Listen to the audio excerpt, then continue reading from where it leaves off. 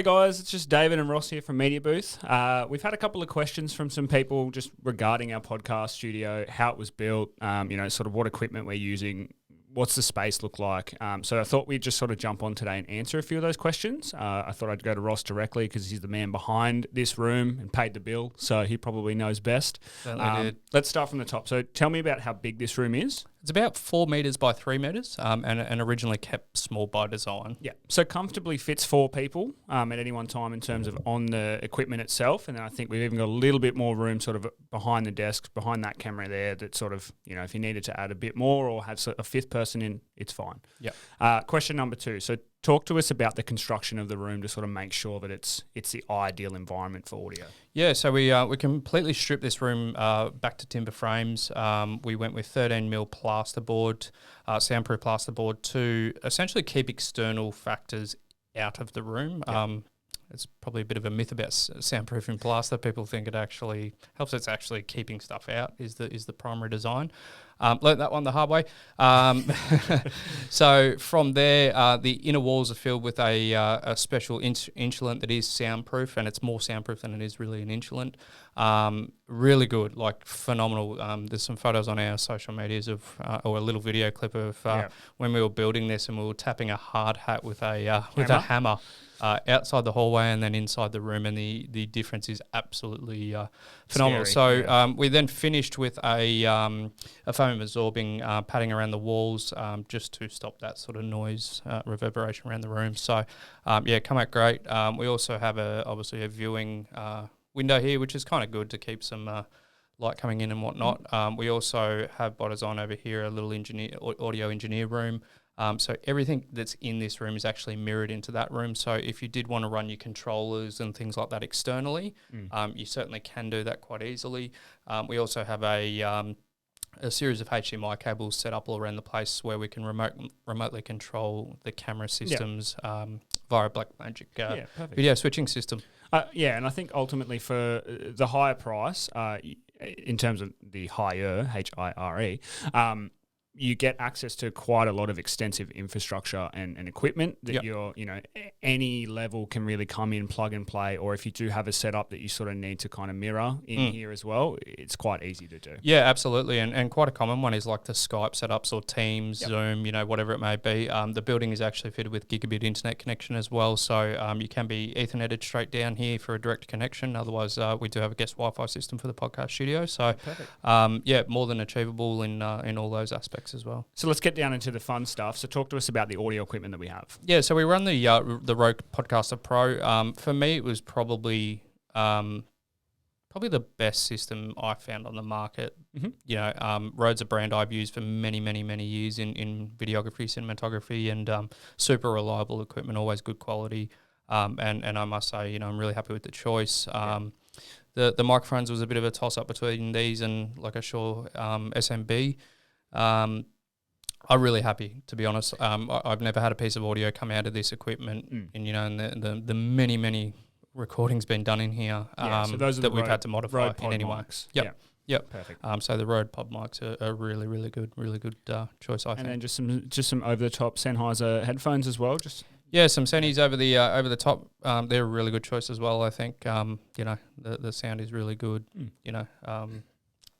Great quality. Yeah, I think ultimately, I've been quite involved myself with sort of a lot of the productions that we've had sort of in this room, and I think in terms of ease of use for the Rodecaster, it's anyone can sort of come in. It's one button to record and one button to stop, and so you don't necessarily need to have a team member in the room with you sort of controlling it, which makes you feel a lot more comfortable. Phone rule makes you feel a lot more comfortable sort of behind the mic and sort of on the headphones as you're starting to adjust to kind of having that, your audio through your ears is a bit to sort of get there. And I'll just dive into something a lot of people might not realise, but you can absolutely have your 4 microphones. So in our case, we have a 4-person setup here.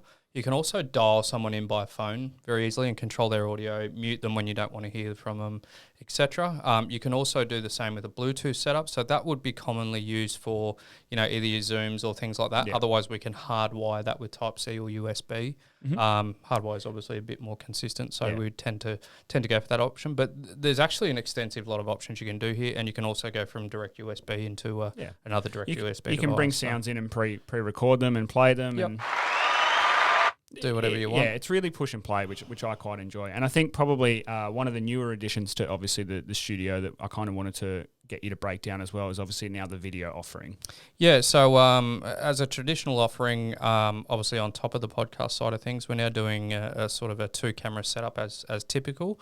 In this case, we've got 3, so you can do 3. So we've got a little personal cam right in front of each person, and then we've got a wider view up here. And it sort of just adds to it. Podcasts are a great piece of content. They're not generally a visual thing, but, over the last few years, they've become very much a visual thing. I think so. I wouldn't say recycling content, but getting more bang for your buck, really. 100%. So adding, that video component to, YouTube and whatnot, rather than just, Spotify or iTunes, whatever it may be. So I guess it's a little bit more value for money, and I think it's a good setup. And ultimately, you got to know your customer, and your customer might love just listening to you on the car, like drive to work or whatever it may be. But we're also finding that now a lot of them like to connect visually too, and you just find a deeper connection when you offer video as opposed to just the audio aspect. And if you're going to invest in creating a podcast and trying to give it as much sort of legs and as possible, it makes sense to also add that video component, as you said, to just help chop and recycle content. Yeah, so and just to top it off is silent air conditioner by Mitsubishi as well, which does an extremely good job. Perfect. This room in a sound test registers about 32 decibels at dead silent, so not a lot of noise, to be honest. So and very good. Lastly, so let's talk about the hiring options. Yeah, so you can do pretty much hourly, half day or full day hires. Typically depends on how used to podcasting you are. Some people can sort of jump in here within an hour and rip out their podcasts, Others will, take a little bit longer. And then, you got podcasts that, you and I both know how quick an hour can go by on a podcast. So next thing you know, you're recording for an hour and a half or something like that. But it really depends on the person. But we're super flexible with that sort of stuff. And we do ultimately offer both audio hire and audio and video hire options too. So if video is not for you, that's not a problem at all. This setup will be really easy for you to just jump in, hit record, get all your sort of material that you need out, hit stop. Yep. We deliver that to you in Dropbox within 24 hours. We do also offer editing options as well for both just the audio stuff and the audio video too. So all of our rates will be on our website. Yeah. And people get a little bit concerned about, making mistakes in podcasts, trying to think it's a one-take wonder, but it's not, quite often it is the case, but, to be honest, it's not unusual for people to make a muck-up. So if you do need us to edit the audio and cut out the bit that wasn't any good, then by all means, we can do that for you as well. Perfect. Well, thanks for jumping on and answering some questions. Hope you guys enjoyed running through the setup with us. And we'll see you in the next episode of Knowledge Booth. Bye-bye.